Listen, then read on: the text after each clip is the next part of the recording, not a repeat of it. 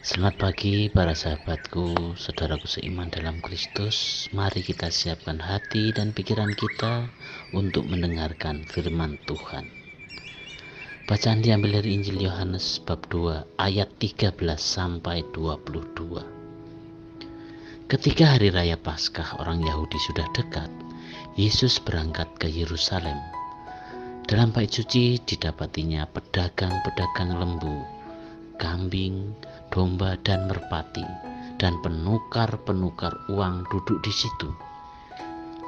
Ia membuat cambuk dari tali lalu mengusir mereka semua dari bait suci dengan semua kambing, domba dan lembu mereka.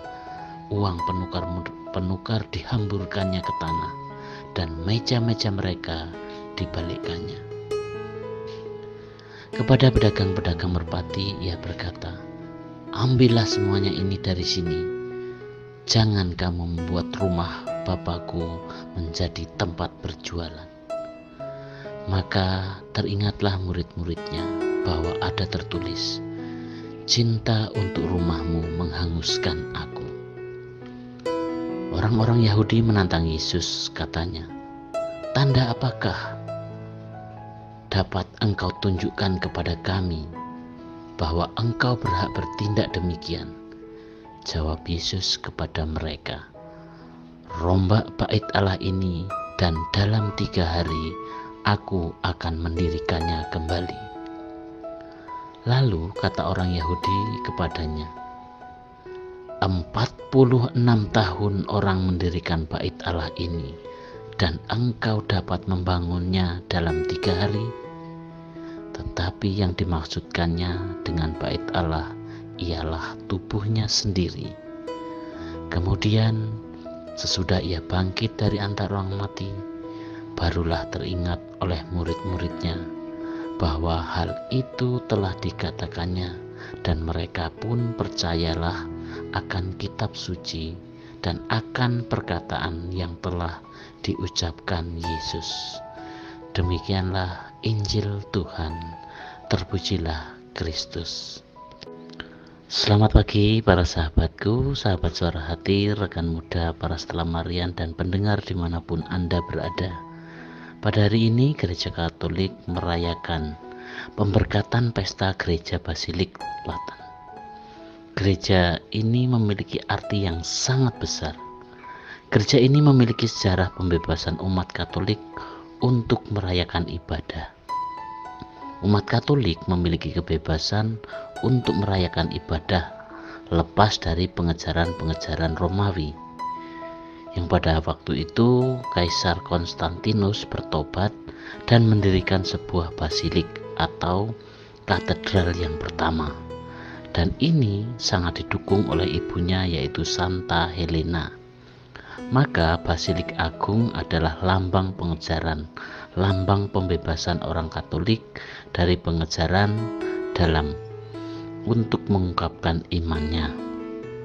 Melalui Injil Yohanes kita diingatkan bagaimana kedatangan Yesus di Yerusalem. Sudah hampir waktunya Paskah dan Yesus ingin berada di Yerusalem selama waktu itu. Ketika dia tiba, dia segera pergi ke bait Allah untuk beribadah. Yesus mengharapkan suasana yang tenang dan penuh doa. Ketika dia tiba, dia menemukan bait suci dipenuhi dengan binatang serta penukar uang. Yesus sangat marah. Kuil adalah tempat suci dan suci untuk pemujaan dan doa. Para penukar uang dan pedagang mengotori kuil ini. Yesus tidak ragu-ragu. Dia dengan pedas menyuruh mereka berhenti menjadikan rumah Tuhan sebagai tempat perdagangan. Dia mengambil cambuk dan mengusir mereka keluar dari kuil tersebut. Selamat pagi para sahabatku, sahabat suara hati, rekan muda dan para pendengar dimanapun Anda berada. Kemarahan tidak harus ditafsirkan sebagai wujud hilangnya belas kasihan. Kepada orang yang emosionalnya tinggi, kita gampang maklum dan mengerti kalau orang itu marah-marah.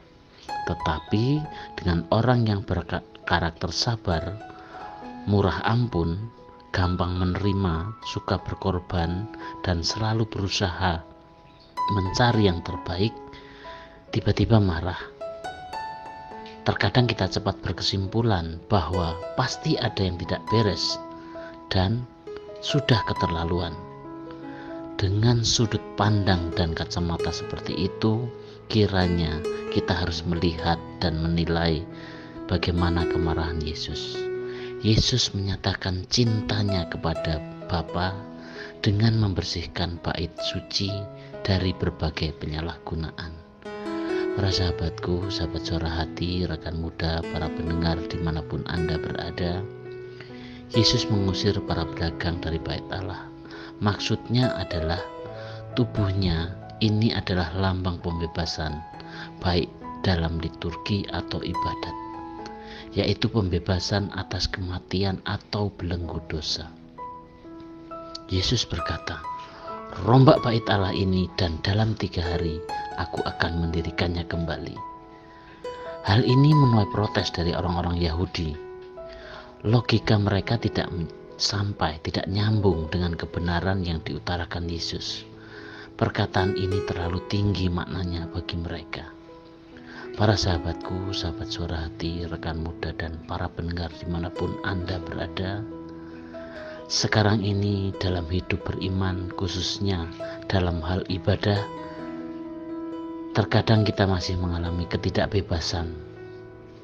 Namun yang terpenting adalah mempraktekkan iman, bukan hanya beribadah di gereja. Sebagai contoh, ketika kita mau makan di restoran atau makan di rumah makan, kita masih bebas untuk membuat tanda salib dan berdoa. Atau ada orang yang pandai dalam hal musik. Mereka boleh menyusun lagu-lagu rohani walaupun ibadahnya sering dibatasi. Demikian juga dengan kita semua, orang Katolik, masih sering mengadakan ziarah rohani walau terkadang ibadahnya masih dicegah, dibatasi. Sebagai orang Katolik, kita masih bisa menggunakan kalung dengan lambang salib. Kita masih bisa menggantungkan rosario di mobil kita. Kita masih punya kebebasan dalam mempraktikkan iman. Ingat saudaraku, janganlah kita merasa terbelenggu dan hanya terpusat pada ibadah di gereja. Mari kita semua mempraktekkan iman kita dalam kehidupan sehari-hari. Inilah praktek hidup beriman yang sejati. Demikianlah permenungan kita hari ini. Salam hangat dari Suara Hati. Salam sehat selalu. Tuhan memberkati. Amin.